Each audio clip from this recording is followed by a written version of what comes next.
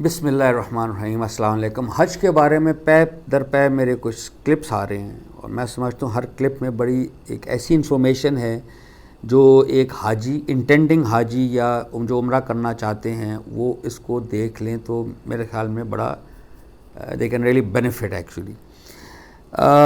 حج اور عمرے کے بارے میں بات ہو رہی تھی، میں تھوڑی سی انفارمیشن دے دیتا ہوں۔ عمرہ کو کہتے ہیں حج اصغر، چھوٹا حج، اور ایکچول حج کو کہتے ہیں حج اکبر، بڑا حج جو ایکچول حج ہے۔ ایک تو یہ آپ نوٹ فرمائیے، عمرہ آپ کسی مہینے میں بھی کر سکتے ہیں، 12 مہینے میں آپ ہر مہینے میں کر سکتے ہیں جو اسلامی منتھ ہیں، یا حج صرف حج ذی الحجہ میں مخصوص دنوں پہ ہوتے ہیں، یہ بھی ایک یاد رکھیے۔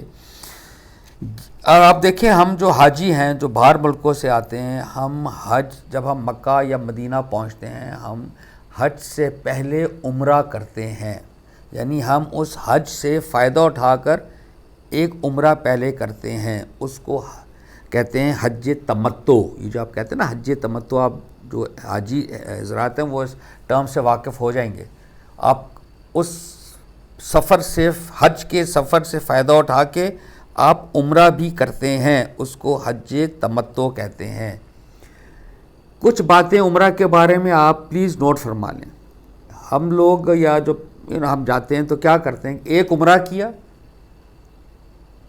پھر ہم ادھر کہا جاتا ہے جی مسجد عائشہ ہے مکہ میں، میقات، جہاں سے وہ میں بتاؤں گا میقات کیا چیز ہے، جو you have to wear an احرام اینڈ میقات سے انٹر کرتے ہیں آپ، تو وہاں جاتے ہیں ٹیکسی پہ، دوبارہ کر کے دوبارہ عمرہ کرتے ہیں۔ دیکھیں عمرے کی بارے میں دو باتیں یاد رکھیں، ایک یہ کہ ایک ہی عمرہ آپ نے کرنا ہے، اس سے فائدہ اٹھا کر ایک عمرہ کرنا ہے، فائدہ اٹھایا حج تمتع ہو گیا۔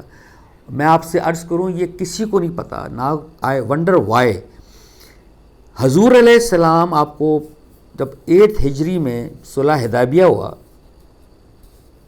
6 ہجری میں غالباً، مجھے وہ ہجری کا، کیونکہ 8 ہجری میں تو فتح مکہ ہوا، اس سے پہلے حضور علیہ السلام اپنے صحابہ کے ساتھ مدینہ سے نکلے تھے عمرہ کرنے، پلیز نوٹ فرمائیے، عمرہ کرنے، حج کرنے نہیں، عمرہ کرنے۔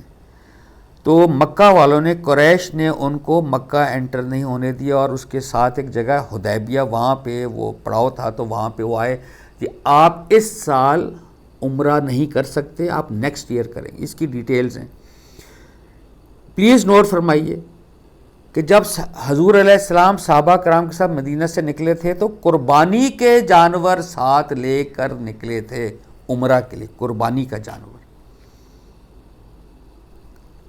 عمرہ پہ قربانی کا جانور۔ تو جب ان کو اجازت تو نہیں دی گئی تو حضور علیہ السلام نے کہا کہ آپ یہیں احرام کھول کے قربانی کر کے اس سے باہر آ جائیں احرام سے۔ نوٹ فرمائیے، جو آپ میں سے حج پر جائے گا اور وہ عمرہ ساتھ کرے گا، آپ نے عمرہ کے بعد عمرہ کی قربانی کرنی ہے، یہ لازم ہے، کیونکہ ہماری عبادت بیسیکلی ہماری نماز اور قربانی ہے، یہ دو چیزیں، یعنی خانہ کعبہ کا میں ہم نماز پڑھتے ہیں، مقام ابراہیم کیا چیز ہے جہاں پہ انہوں نے نماز پڑھتے تھے، نماز یعنی اللہ سے تعلق اور قربانی، تو عمرہ پر بھی ہم نے قربانی کرنی ہے۔ آئی ونڈر یہ کیوں نہیں اس کا سامنے یہ چیز آتی، لیکن اس پہ کرنی ہے۔ تو یہ دو باتیں آپ نے یاد رکھنی ہیں۔ یہ جو ہے نا کہ میں گیا تو ماشاءاللہ جی میں نے 3 دن میں 10 عمرے کیے، ایک ٹرپ پہ ایک عمرہ ہے، اس کو صحیح کیجئے۔